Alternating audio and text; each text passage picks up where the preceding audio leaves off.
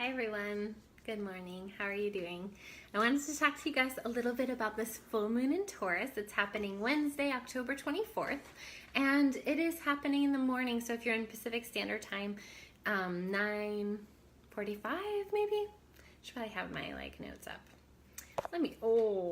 This might be problematic. Oh no, I'm gonna have to move this for a second because my whole setup here is on my computer and I got blocked out. Okay, here. How are you guys doing? So this full moon is in the first degree.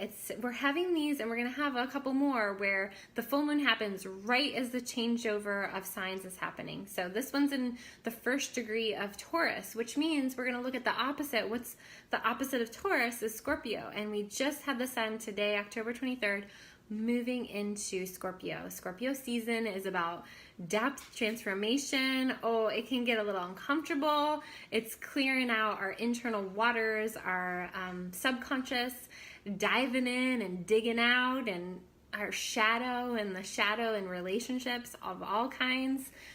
And also alchemy and transformation and healing. It's mystical, magical sign. So there's a lot of beautiful things happening, but as expected, there's also a lot of uncomfortable things happening. And it's pretty normal to want to take space during this time or to want to do the internal work.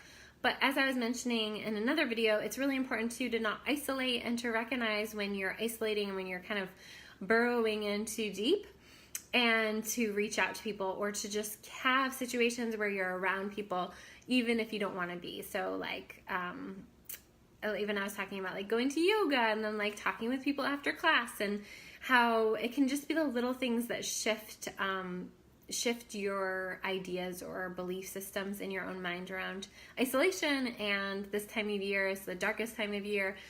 We tend to nest in, which is great and fine, but it's also important to not get too buried in that and in our own world. And also to remember to reach out to others. It's easy to just think about ourselves, but to reach out to others in a way that is not for yourself, thinking outside of yourself. So if you're, for instance, having a harder time and you're I'm just going to take space, really thinking for a minute about maybe your friend or maybe your family member that might not be purposefully taking space, and you might just want to check in on them. There's in this modern day, there's this big thing on cutting out toxic people, and this whole idea that either you're light and love or you're completely toxic. Hi, Coffee. And what I want to bring in is this notion that that's just all bullshit, and that no one's completely toxic and no one's completely light and love. We all have shadow and we all have work to do.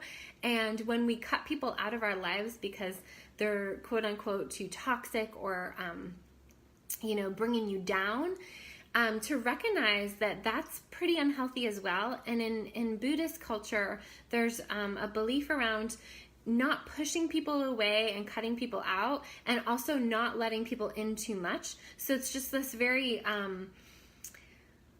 taking care of your own needs and doing the things that feel good to you, but also checking in on people, and also recognizing that we're all going through hard periods and that we might not be meaning to cut people out, but that's how it appears. And so really being aware of just this idea around just not pushing or pulling, and releasing this idea of neediness in relationships and neediness in our ideas of where our needs aren't being met in relationships. So if we're just meeting our own needs, then we have less to blame on other people. We have less to expect from other people.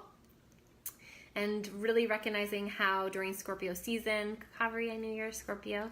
I wonder how you're doing. That during Scorpio season, we kind of dig in and tend to get deep in it. And it's important to have check-in points with people, and also to do our own process work. So one of the things that I was just listening to recently was, I think it was Abraham Lincoln, how he used to write these really, when he'd be mad at somebody or a general would do something, he would write these horrible, mean letters to the person, and then he would edit them and then he would edit them again. And like by the time like the third or the fourth edit came around, his anger had dissipated, and so it could really just be a functional letter. And I just think that we could benefit during the days when we used to write letters to each other and we didn't just send like a text that was maybe not so nice, that we'd really have to take the time to know what we wanted to say to people, and maybe that was a benefit to our connections and our communication. Now with the online world, we think we are checking in on people if we see that they're happily posting a picture of, you know, their day, and we're like, oh, they're doing great. Like, but we forget that we also need to check in with each other. So this is just a reminder. This full moon is a lot about relationships and relating to each other. And it's also about personal resources, making sure that you're not spending too much time or too many resources on something that's not feeding you and also not feeding your relationships and your community. So Scorpio is a lot about really not just thinking about the self, it's also thinking about the larger community. And because it is a water sign, it is the kind of psychic or intuitive insight that we get that's not verbal. And because of that, it's also a time where we can get a lot of insight during Scorpio time. I often say it's the time of year when the ancestors come to visit. As we know in Halloween and Day of the Dead, those ceremonies and other cultures celebrate different events that are much about the ancestors revisiting and coming to visit us and give us information and love from the other side. So Kavri says, much inner reflection for me this Scorpio season. It helps get into the depth. Yes. Cool. Yeah, I totally feel like there's a lot of depth to dig into here, and a lot of time for inner exploration, as well as relationships and friendships and all those kind of things. So the moon for this full moon is conjunct Uranus, which is sudden shifts and changes, and it's unpredictable energy. And so this Uranus conjunction means that it's really close to the moon, and the moon is our emotional states, our internal emotions.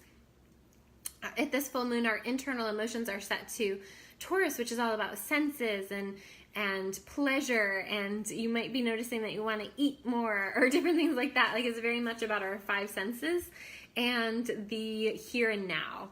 And so it's kind of practical. It's very much about resources and those kind of things that I mentioned. And then it shifts and changes to that because Uranus is right there.